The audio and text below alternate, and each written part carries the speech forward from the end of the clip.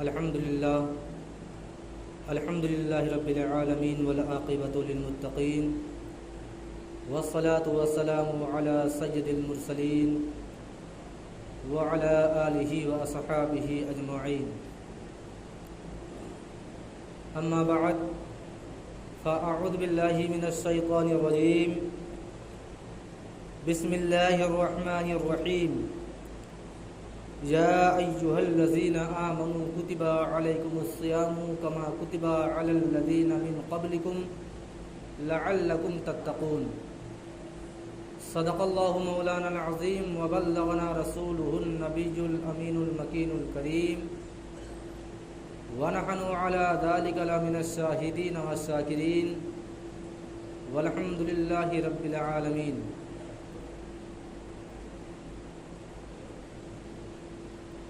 محترم سامعین، آئیے کچھ عرض و معروض سے قبل اپنے آقائے نامدار مدینے کے تاجدار جناب روح فدا محمد عربی صلی اللہ تعالی علیہ وسلم کی بارگاہ بےکس پناہ میں درود و سلام کی ڈالی نشاور کریں اور پڑھیں بآواز بلند اللہم صلی علی سیدنا شفیعنا حبیبنا کریمنا مولانا محمد مبارک وسلم صلاۃ و سلام علیک یا رسول اللہ صلی اللہ تعالی علیہ وسلم.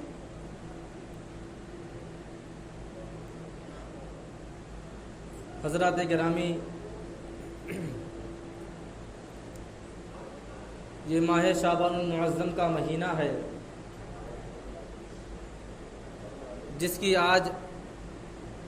28ویں تاریخ ہے، اور اگر رب تبارک و تعالی نے اگر چاہا اور کل 29 کا چاند ہو گیا تو انشاءاللہ العزیز کل ہی سے تراویح شروع ہو جائے گی، ورنہ اتوار سے شروع کی جائے گی. محترم حضرات، میں نے جس آیت مقدسہ کی تلاوت کا شرف حاصل کیا، اللہ رب العزت قرآن مجید سورہ بقرہ میں ارشاد فرماتا ہے، یا ایھا الذین آمنوا کتب علیکم الصیام، اے ایمان والو تم پر روزے فرض کیے گئے، کما کتب علی الذین من قبلکم، جیسا کہ تم سے پہلے کے لوگوں پر فرض کیے گئے تھے. اب اللہ تبارک و تعالی یہاں پر نشاندہی کرنا چاہتا ہے کہ اے میرے بندے، تم پر روزے فرض کیے گئے جیسا کہ تم سے پہلے کے لوگوں پر فرض کیے گئے تھے. اور ایسا کیوں ہوا، ایسی کیوں نوبت پڑی کہ لوگوں پر روزے فرض کیے گئے؟ تو قرآن دوبارہ ارشاد فرماتا ہے لعلکم تتقون، تاکہ تم متقی اور پرہیزگار بن جاؤ، تاکہ تم اللہ تبارک و تعالیٰ کے برگزیدہ بندے بن جاؤ. اس وجہ سے تم پر روزے فرض کیے گئے. اور پھر اللہ تبارک و تعالیٰ اپنے بندوں کی حوصلہ افزائی فرماتا ہے، اور کتنے پیارے اور اچھے انداز میں حوصلہ افزائی فرماتا ہے کہ اے میرے بندے، یہ مت سوچنا کہ اللہ تبارک و تعالیٰ نے صرف اپنے اسی بندوں پر روزے فرض کیے، بلکہ اے میرے بندے، تم سے پہلے جو لوگ گزر چکے، آج کے کئی ہزاروں سال پہلے، ان پر بھی اسی طرح روزے فرض کیے گئے تھے. اب الصیام کا لفظ آیا ہے، جو جمع لفظ ہے، جس کا واحد آتا ہے الصوم، جس کا معنی ہوتا ہے، لغوی معنی ہے پرہیز کرنا، رک جانا، اپنے آپ کو روک لینا. یعنی جب بندہ مومن، جب اللہ تبارک و تعالیٰ کا بندہ روزہ رکھتا ہے تو گویا وہ یہ سمجھتا ہے کہ صرف اور صرف کھانے اور پینے سے رک جانا اسی کا نام روزہ ہے. ایسا نہیں، بلکہ اپنے آپ کو ان تمام چیزوں سے روکے رکھنا ہے جس چیزوں کا اللہ تبارک و تعالیٰ نے ذکر کیا ہے، جیسے کھانا پانی کے علاوہ آپ کو کسی کی غیبت نہیں کرنی ہے، کسی کے ساتھ بے ایمانی نہیں کرنا ہے، اپنی نگاہوں کو بد نگاہی سے بچانا ہے، غیر محرم عورتوں کی طرف آپ کی نظر نہ پڑے، اس چیز سے بھی آپ کو رکنا ہے، آپ کسی اپنے بھائی کی چغلی نہ کھائیں، اس چیز سے بھی اپنے آپ کو روکے رکھنا ہے، کوئی حرام کمائی آپ نہ کمائیں، اس چیز سے بھی آپ کو روکے رکھنا ہے، حتی الامکان کی آپ کو ان تمام چیزوں سے روکے رکھنا ہے جن چیزوں کا ذکر اللہ تبارک و تعالیٰ اور اس کے پیارے حبیب نے ارشاد فرمایا ہے، ان تمام چیزوں سے آپ کو روکے رکھنا ہے، اسی کا نام روزہ ہے۔ محترم سامعین، آج کل لوگ جب رمضان المبارک کے اندر جب روزے رکھتے ہیں تو بہت سی ایسی چیزیں ہیں جن سے لوگ پرہیز نہیں کر پاتے، جن چیزوں سے اپنے آپ کو نہیں روک پاتے، جیسے مثلا غیر محرم کی طرف دیکھنا اور ان کی طرف بار بار دیکھنا، یا ٹی وی چینل کے ذریعے فحاشیاں دیکھنا، یوٹیوب اور فیس بک کے ذریعے سے غلط چیزوں کا مشاہدہ کرنا، ان تمام چیزوں سے بندہ اپنے آپ کو روک نہیں پاتا، اور روزے کی حالت میں بھی ٹیلی ویژن، یوٹیوب، فیس بک وغیرہ جس پر گندی گندی چیزیں آتی ہیں، ان تمام چیزوں کا بھی لوگ مشاہدہ کرتے ہیں۔ لیکن قربان جائیے، میرے نبی کریم حضور تاجدار مدینہ صلی اللہ علیہ وسلم نے ارشاد فرمایا کہ کسی غیر مرد کا غیر عورت کی طرف صرف ایک بار اگر نگاہ پڑ جائے تو معاف ہے، لیکن اگر دوبارہ اس نے شہوت کی نگاہ سے دیکھا تو ایسا دیکھنا اس کے لیے حرام ہے۔ اور روزے کی حالت میں تو جس طرح آج کل لوگ جانتے ہیں، آپ بھی جانتے ہوں گے کہ رمضان المبارک کے اندر اللہ تبارک و تعالیٰ اپنے بندوں پر اتنا رحیم و کریم ہو جاتا ہے کہ ایک نیکی کا ثواب 70 نیکیوں میں تبدیل فرما دیتا ہے، اور اگر کوئی شخص خلوص و للہیت کے ساتھ نیکیاں کرے تو اللہ تبارک و تعالیٰ ایک نیکی کا ثواب 1000 نیکیوں میں تبدیل فرماتا ہے، اور اگر کوئی اور زیادہ خلوص و للہیت کے ساتھ دکھاوے کی نگاہ سے نہیں بلکہ صرف اپنے اور رب کے مابین رکھے ایسی چیزوں کو، تو اللہ تبارک و تعالیٰ اس کی ایک نیکی کا ثواب بے حساب نیکیوں میں تبدیل فرما دیتا ہے۔ اللہ تبارک و تعالیٰ نے رمضان المبارک کے اندر اتنی برکتیں، اتنی فضیلتیں رکھی ہیں کہ اگر مومن بندہ اس کا شمار کرنا چاہے تو شمار کرنے سے عاجز آ جائے گا اور اس کا شمار نہیں کر پائے گا۔ محترم سامعین، بتانے کا مقصد یہ ہے کہ اگر آپ روزے کی حالت میں رہیں تو یقیناً آپ غلط چیزوں سے پرہیز کریں، کیونکہ روزے کا نام، روزے رکھنے کا نام صرف بھوک اور پیاس سے رک جانا نہیں، بلکہ آپ کو غلط چیزوں سے بھی، آپ کی نگاہیں کسی غیر محرم لڑکی یا عورت کو نہ دیکھے، اس سے بھی آپ کو باز رہنا ہے۔ آپ کسی مسلمان بھائی یا دوسرے بھائی کی آپ غیبت نہ کریں، اس کی چغل خوری نہ کریں، حرام کمائیوں سے بچتے رہیں، اور غلط چیزوں سے بھی آپ پرہیز کرتے رہیں، اور ہر وقت اللہ تبارک و تعالیٰ کی عبادت و ریاضت میں مشغول رہیں۔ یہی آپ کا بہترین روزہ ہے۔ محترم سامعین، غیر محرم کی جب دیکھنے کی بات آتی ہے تو روزہ کیا ہو، رمضان المبارک کیا ہو، غیر دنوں میں، عام دنوں میں بھی کسی غیر محرم عورت کی طرف دیکھنا بہت بڑا گناہ ہے اور گناہ کبیرہ ہے۔ اپنے وقت کے ولی کامل حضرت جنید بغدادی رضی اللہ تعالیٰ عنہ سے جب کچھ لوگوں نے سوال کیا کہ حضور،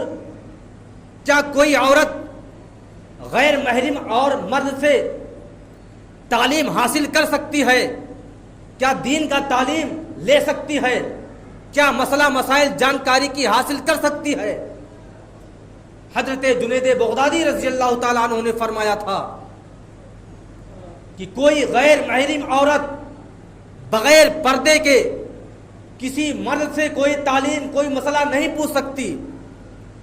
اور مثال کی طور پر آپ نے دنیا کو پیش کیا کہ اگر تعلیم دینے والا شخص بایزید بسطامی ہو، تعلیم حاصل کرنے والی عورت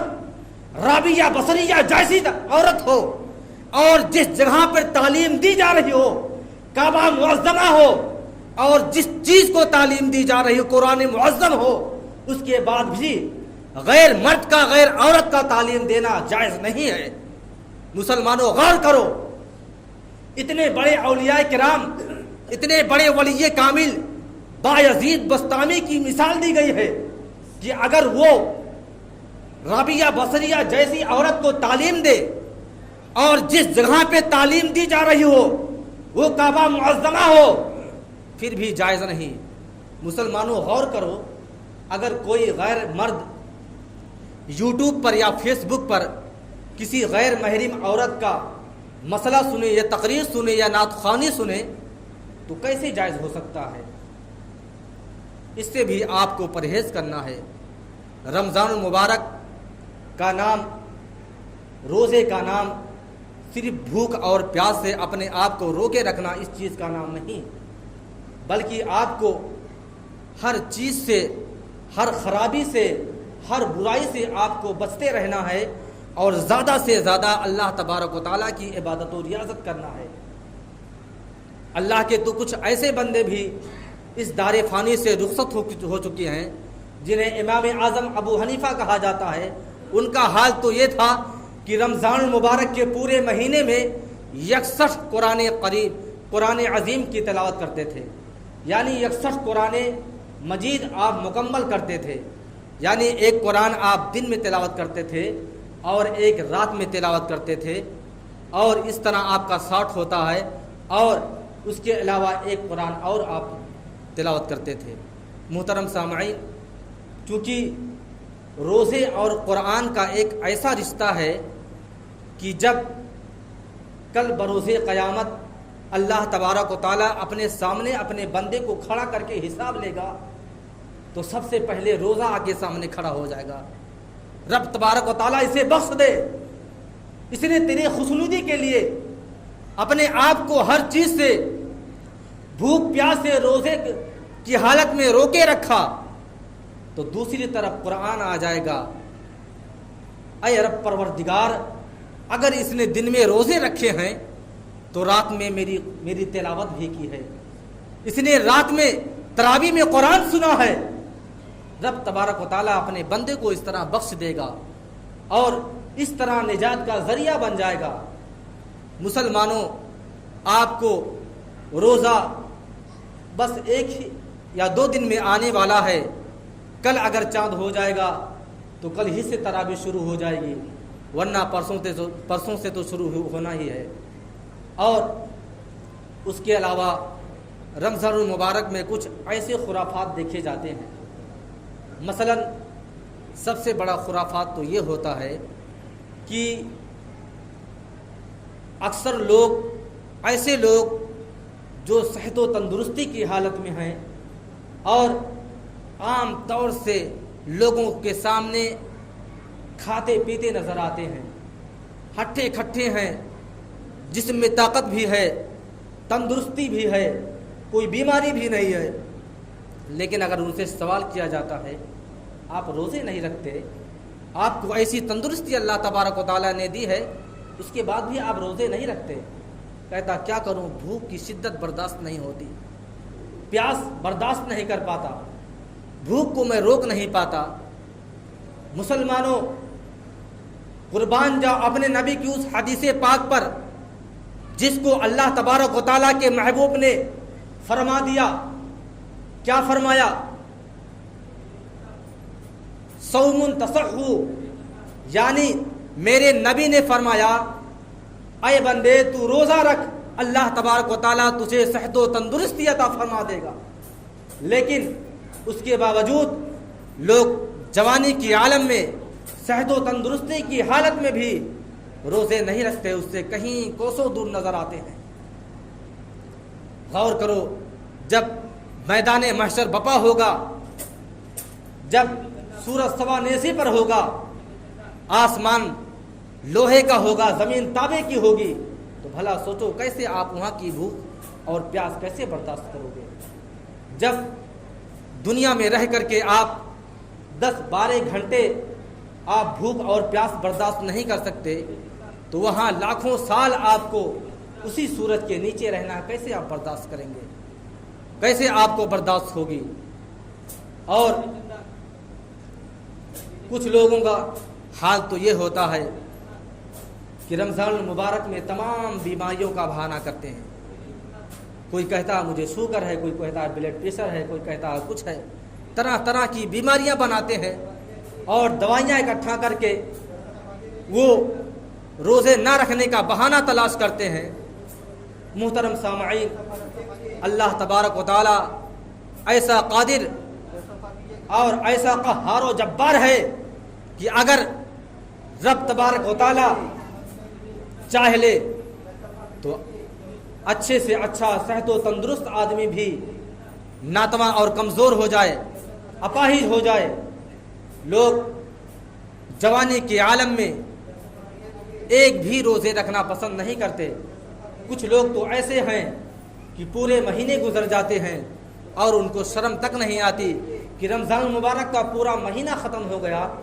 اور ایک روزہ رکھنے کی بھی توفیق نصیب نہیں ہوئی. یہ ان کے اندر نہیں، بلکہ اس کو یہ سوچنا چاہیے کہ اللہ تبارک و تعالیٰ نے تو ایسے لوگوں کو توفیق ہی نہیں دیا کہ روزے رکھیں، اس وجہ سے ان لوگوں نے روزہ نہیں رکھا. اللہ تبارک و تعالیٰ ہم تمامی مسلمانوں کو اپنے بارگاہ میں اپنے اس برکت والے مہینے میں زیادہ سے زیادہ توبۃ النصوحہ اور اپنی عبادت و ریاضت کرنے کی توفیق و رفیق عطا فرمائے. اور اللہ تبارک و تعالی ہم تمامی مسلمانوں کو زیادہ سے زیادہ اس رمضان المبارک کے مہینے میں رمضان کی برکتوں، اس کی سعادتوں سے مالا مال ہونے کی توفیق و رفیق عطا فرمائے. اور اللہ تبارک و تعالی ہم تمامی مسلمانوں کو اس رمضان المبارک میں اس کی عزت سب سے زیادہ کرنے کی توفیق و رفیق عطا فرمائے. اللہ تبارک و تعالیٰ کی بارگاہ میں دعا ہے کہ اللہ تبارک و تعالیٰ ہم تمامی مسلمانوں کو اس رمضان المبارک کے مہینے میں تراویح، روزے اور دیگر نمازیں، دیگر نفلیں، دیگر عبادتیں زیادہ سے زیادہ خلوص و للہیت کے ساتھ کرنے کی توفیق و رفیق عطا فرمائے. وآخر دعوانا الحمد للہ رب العالمین. السلام